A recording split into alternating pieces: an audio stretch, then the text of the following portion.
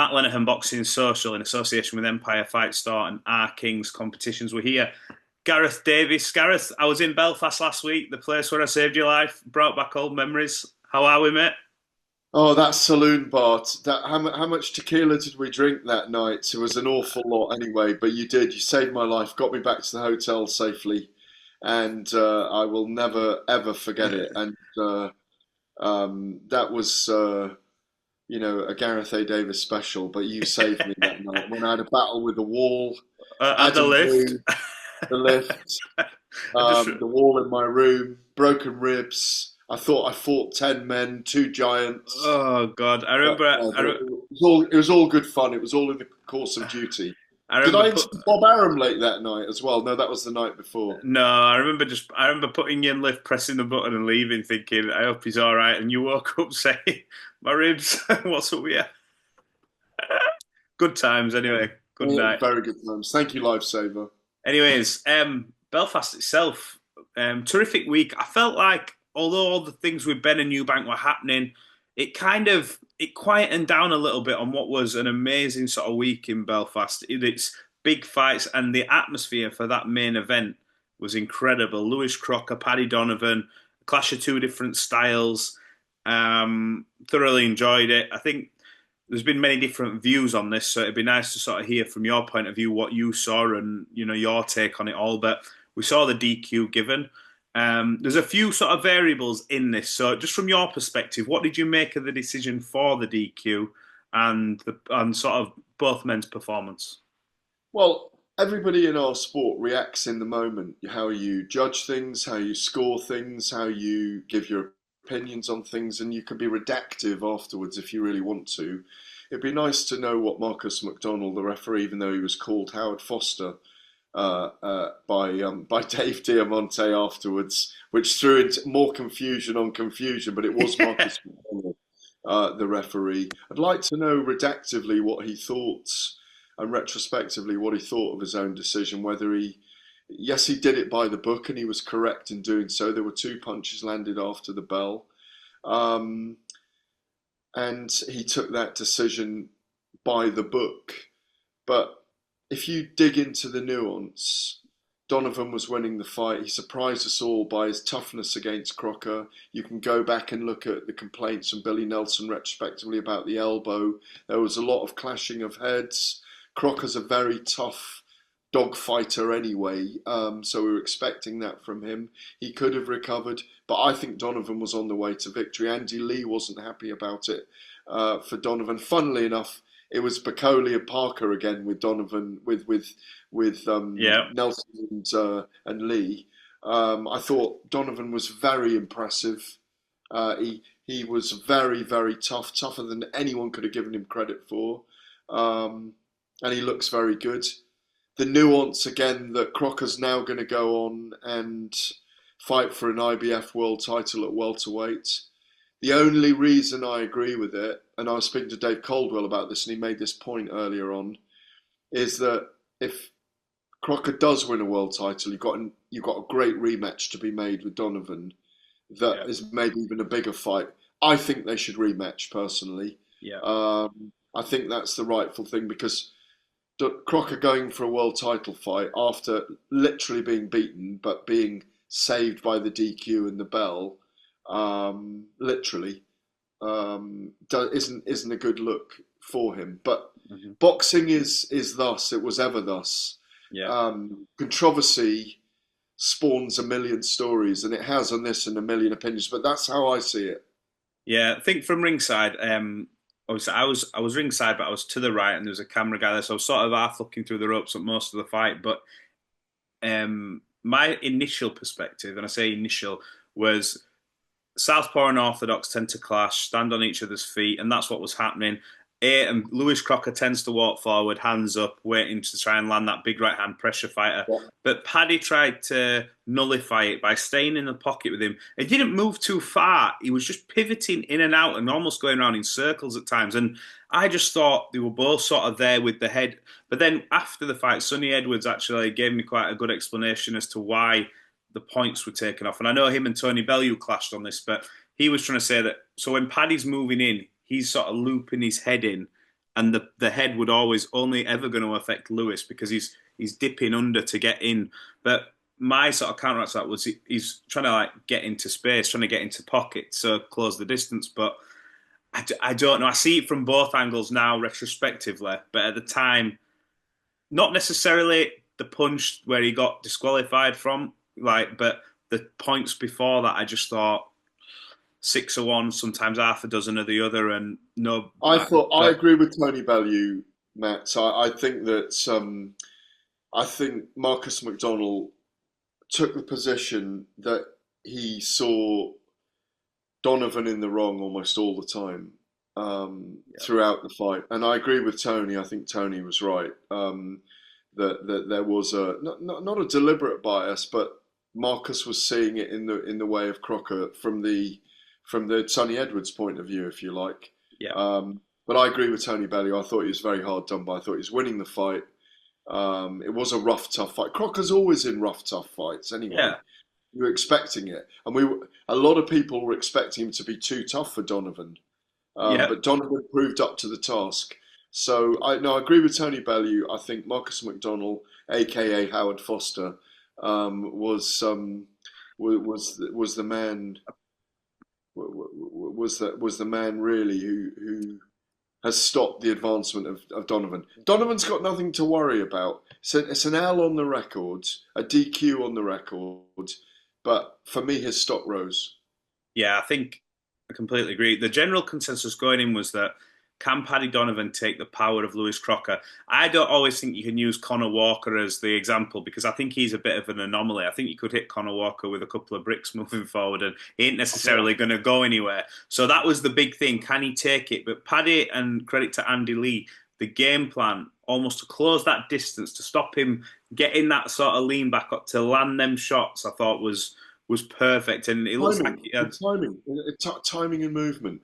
And Andy Lee has long told me that Donovan's a very, very talented boxer. Obviously, he's one of 100 Donovans that live in Limerick, and they all do fair fights. Some of them are a bit naughty, as he told you and I before. He stayed out of trouble. Yes. I've got a lot of time for Paddy. I've known him a while now. I've got a lot of time for him and his family.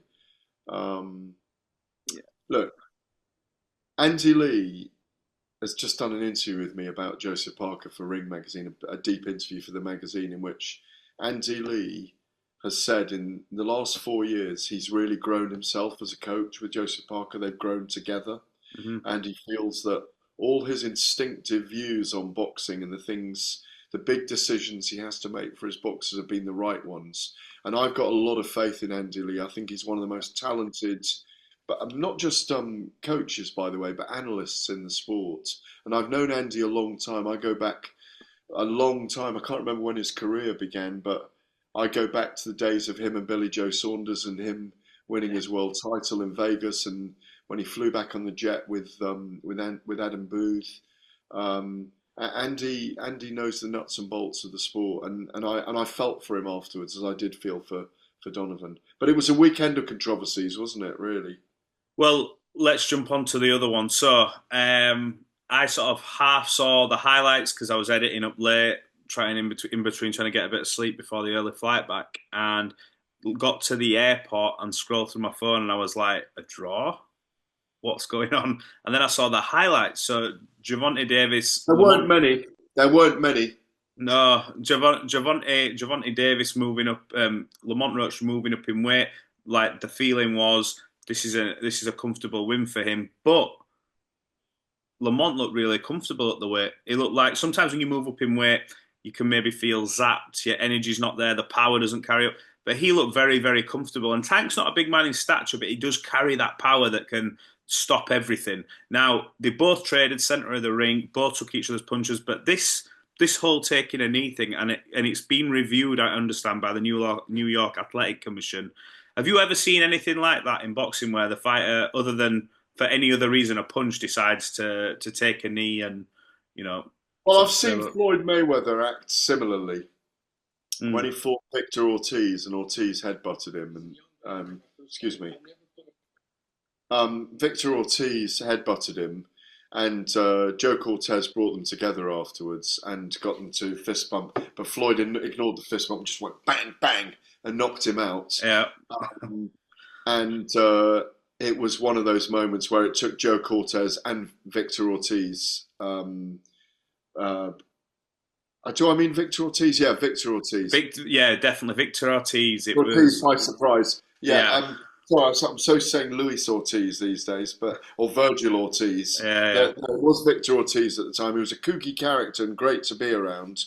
I think it took Steve Willis is a really good referee. It just took him. I think it just took him by surprise, and he was starting to count. Then he kind of thought, "No, should I? Is this the right thing?" You cannot call a timeout as a boxer, and you cannot stick your head outside the ring apron, outside the ropes, and go, "Wipe my brow." The referee must be in charge at all times. He should have deducted a point. As a result, a very sluggish, subdued Gervonta Davis should have lost that bout. Mm-hmm. It might have gone differently. What was that, the 9th round at the time? It could have gone differently afterwards, and he could have come on. I've never seen him as poor. But everyone has an off night. He's still 30-0-1 in terms of the draw, 28 knockouts. Yeah. I still think he belongs in the top 10 pound for pound, even though a lot of people disagree with me. If he beats Teo, Keyshawn, Shakur, Vassal, I think Ryan. Oh, he's already beaten Ryan, hasn't he? If he beats all these guys that I'm mentioning, I think he deserves to be right up there in the pound for pound list. But he's got his own troubles.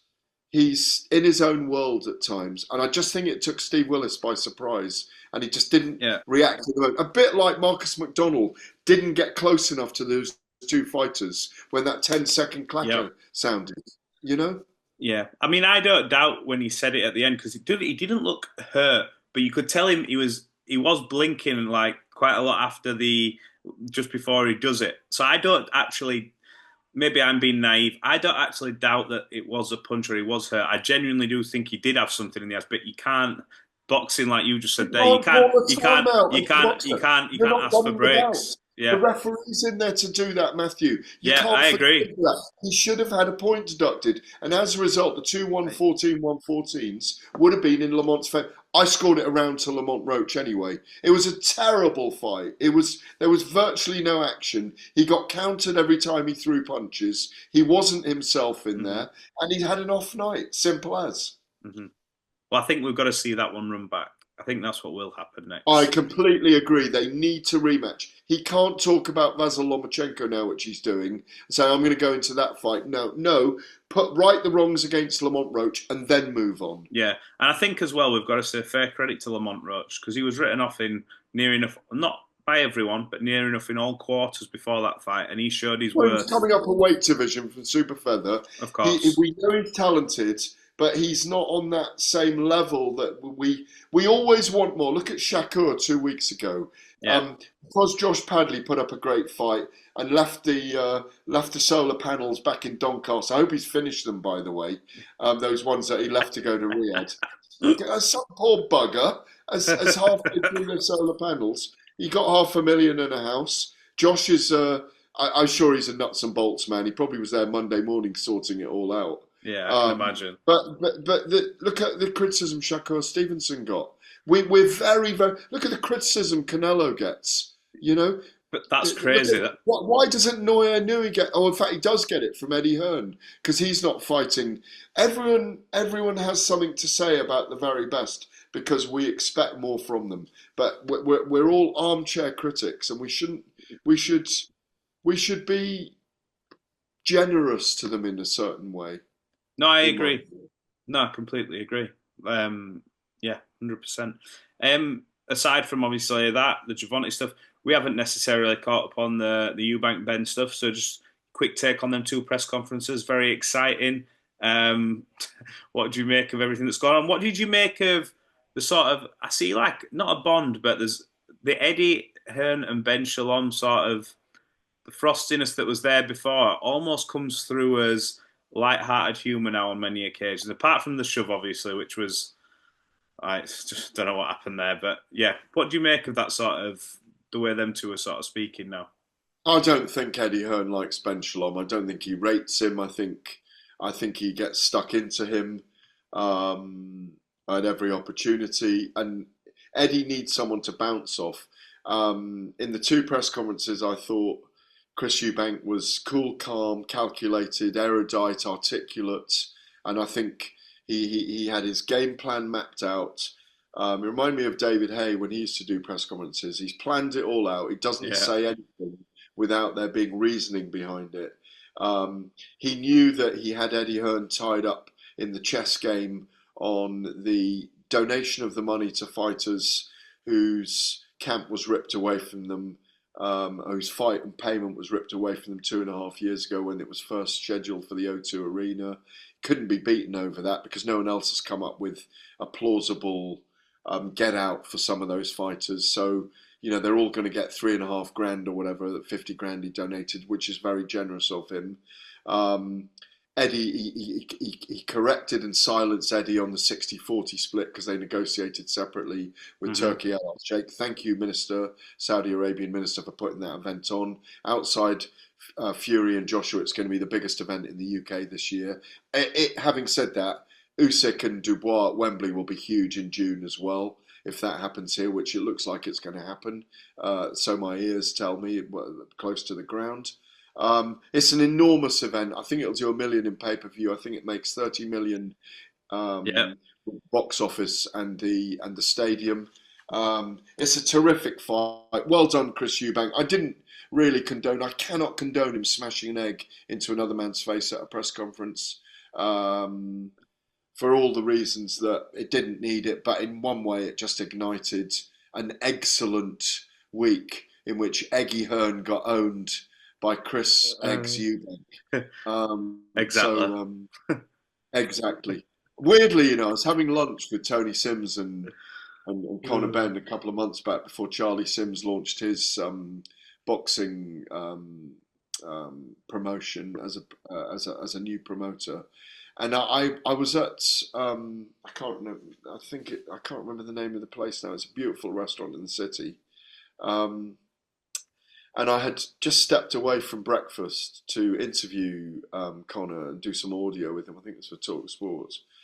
And I said, right, I better go back now because I've ordered eggs Benedict. And him and Tony Sims looked at me, and I hadn't realised what I was saying. And I was like, what's the matter? And they went, eggs Benedict.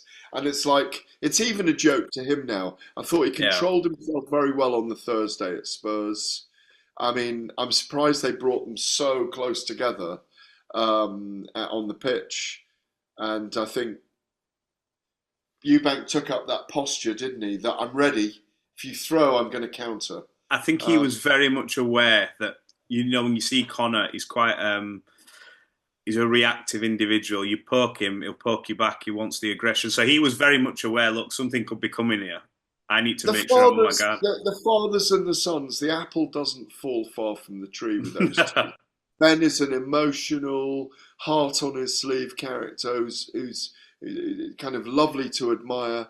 Chris Eubank's brilliant, and I say erudite and articulate, making his points and driving home the fact that Ben is a drug cheat. Even though, by the way, you've got to look at the detail here in as much as the boxing board of control are going to give him a license. So that is closed now, that matter, and he has won and clarified his cases, even though we haven't been through strict liability, in my view.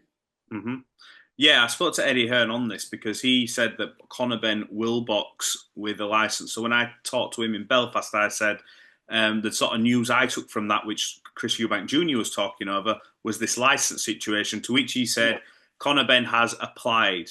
He's not yet been accepted, but he has applied. But considering the case and everything else, more there's not very unlikely. He will get accepted by all Yeah, accounts. because So it's been the done. suspension was lifted.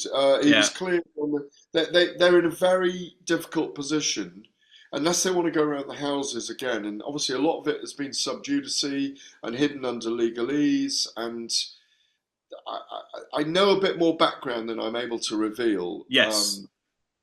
Many of us are party to that, and we have to be careful how we talk about it because It will come out in the fullness of time, I believe. Yeah. But right now is not the moment for it to happen. Yeah. Can I get something from you, a guesstimate on how much you think they're earning? I think Oh, Chris Eubank's getting 10 million and um, Conor Benn 8 million. I was going to say, I think, no, we're not too far off. I thought Chris were maybe getting something like 12 and Connor 10 or something like that. But I think they're getting, well, they're making an absolute fortune. But yeah, that's where I would go. A couple of So an million. absolute fortune is how much though? Well, I would say Chris is probably getting over 10 million. Connor, te- I mean, no one says, and you don't know, because thing is with this, Gareth, they've both done their own deals, and we're not privy to pot. Saudis have a lot of money. You don't know if Chris has negotiated himself 20 and he's just gone, yeah, go on then. So, and you assume that both of them have negotiated a pay-per-view back end for themselves as well. However that's worked out, or have they just done a flat fee? Who knows? But I would assume that Chris Eubank Jr. has at least 10 million in a purse. I would assume Connor is not too far off, but I would think Chris has maybe took the has took a couple of million more, if I'm being honest. But Apologies for being on the phone. William Hill are hassling me over something that no, over me sending my recordings from yesterday. I will do them again in a minute once we. Sorry, I had to reply then because they wanted to put something up. no Look, dramas. it's a massive fight. It'll sell out. I think it does 1 million in pay-per-views.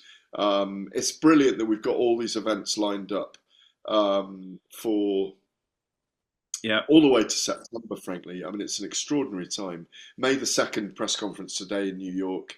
I mean, obviously, for me, this is a semi-final with Devin Haney and Ryan Garcia. Ryan Garcia in semi-finals against Rolly Romero and who is the other guy? Ramirez. Oh, Ramirez. And I like the fact Haney's stepping up to welterweight. And I think if one of them loses, I imagine if Teofimo Lopez wins against Arnold Barboza, he might be the guy stepping in. So it's a great card.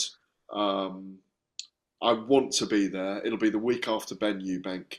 I think it'll be a brilliant. And as I say, I've said to everyone so far, let's meet at Jimmy's Corner, have a few sherbets, and then Yes. we'll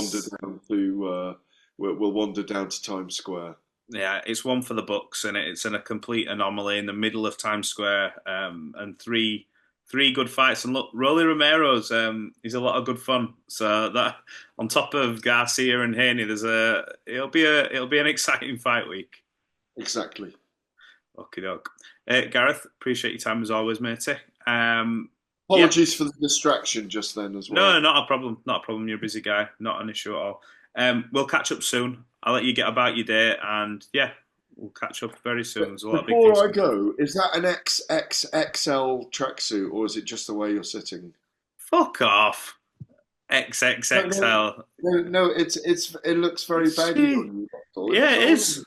It is. Ah, there we go. There we There go. we go. There we Nice. go. Just No, just it an just looked too big for you. That was all. just an XL, mate. Just an XL. No, no. Well, I know you're slim and svelte. Don't worry about that. No, I just wondered if you bought a very big Nah, tracksuit in the America. camera's fucking zoomed in, and it's like, That's all it is. That's all it is. No, I cheers. wasn't meaning to insult you. No, you nearly did. Don't worry. Thanks Look, very much. See you anytime. later. See you soon. Cheers. Bye. Cheers.